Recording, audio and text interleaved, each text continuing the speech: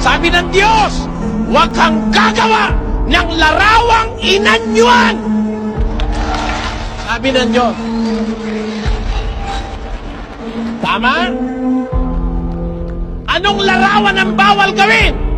Ng anumang wangis na nasa langit o nasa lupa o nasa ilalim ng lupa.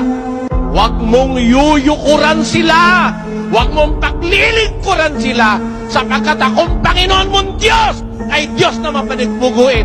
Luluhod ka ba ron as against what God has said?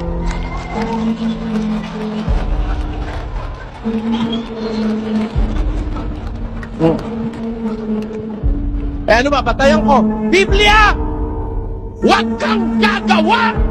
Paggawa pa lang, bawal na! Ano ba ibig sabihin ng huwag?